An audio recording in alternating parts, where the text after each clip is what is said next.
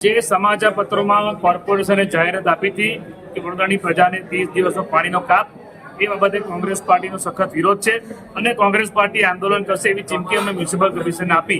પરંતુ કમિશનરશ્રીએ જવાબમાં એવું કીધું કે ભાઈ એ જે જાહેરાત આવી છે એમાં કંઈક લખાણમાં કે કંઈક મિસઅન્ડરસ્ટેન્ડિંગ થઈ છે એવું કમિશનરશ્રીએ અમારી સમક્ષ એ વાત સ્વીકારી છે.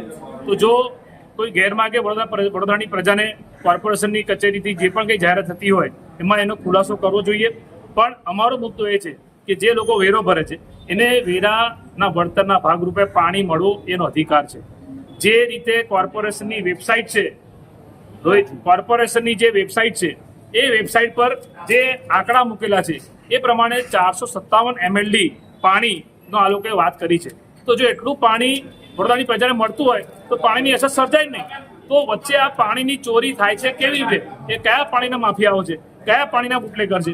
એવા જે માલે તુજારો બિલ્ડરો જે છે જેને ગેરકાયદેસર કનેક્શનો લીધા છે, ડાયરેક્ટ મેઇન લાઇનમાંથી કનેક્શન લીધા છે, કયા નેતાઓના ફોનથી આ બિલ્ડરોને કનેક્શન આપવામાં આવ્યા છે, આ બધા અમે વાત કરી છે. અને જેટલા પણ આવા જે સરકારી જમાઈઓ છે જેને ભારતીય જનતા પાર્ટીને જે લોકો ફંડિંગ કરે છે પ્રત્યક્ષ પરોક્ષ રીતે, એવા લોકોને કનેક્શન કાપીને એમની સામે કાયદેસરની કાર્યવાહી કહો.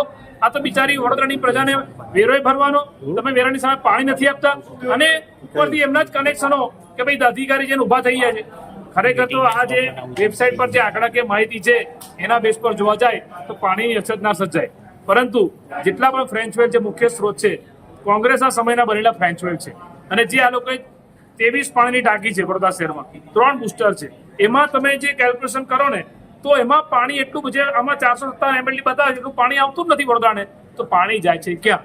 અને એ બાબતે અમે આંદોલન કરવાના છે. અમે કમિશનર સાહેબને કીધું છે. પાછલા 5 વર્ષ વેલજી રત્ના સોરઠિયાએ કામ નહીં કર્યું. અતાપીના સંજય શાહે 6 મહિના સુધી લાઈન નહીં નાખવા દીધી. આજે પણ 3જી લાઈનનું કામ બાકી છે. ત્યારે કમિશનરને અધિકારીઓ ગેરમાર્ગે દોરે. પહેલાં કમિશનર શ્રી એવું સ્ટેટમેન્ટ આપે કે એપ્રિલ મહિનામાં નવું પાણી આવશે, પછી જૂન મહિનામાં કહેશે નવું પાણી આવશે, ને હવે હજુ પણ હું કહું છું કે ડિસેમ્બર સુધી આપી દેશે પૂર્વ વિસ્તારને પાણી. તો અમે સમગ્ર તંત્રનો આભાર માનીશું, કારણ કે જે પ્રમાણે કામ ચાલી રહ્યું છે એ પ્રમાણે હાલમાં પાણી આવવાનું નથી.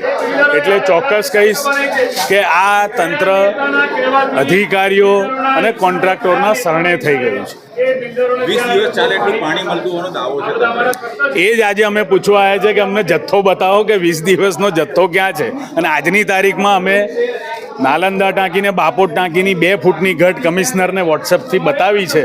એટલે એ પૂછવા જ આવ્યા છે કે જથ્થો હોય તો ક્યાં છે 20 દિવસ ચાલે એવો જથ્થો, એ જોવા જ આવ્યા છીએ.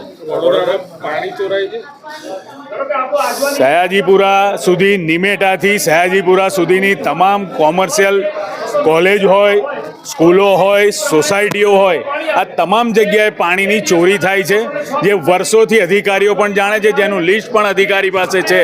એટલે 20 MLD પાણી જે પૂર્વ વિસ્તારને મળે છે એ ટોટલી ચોરાઈ જાય છે. ટેન્કરના ખતમ થશે કોઈ દિવસ થાય નહીં, કારણ કે આ દેશની અંદર ને આ શહેરની અંદર જે વિસ્તારની જે દરખાસ્તોમાં ભ્રષ્ટાચાર થતો હોય છે કોઈ દિવસ બંધ નથી થતો. ગમે તે રીતે આ બધું ચાલુ જ રહેવાનું છે એવું સ્પષ્ટ છે.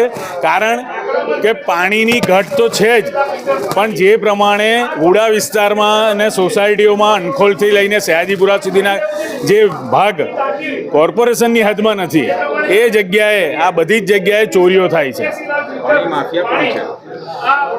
હું એવું ચોક્કસ કહીશ કે આ વડોદરા શહેરની અંદર પાણીના બુટલેગરો છે અને એ બુટલેગરો જ પાણીની ચોરીઓ કરે છે અને તંત્ર એને સપોર્ટ કરે છે.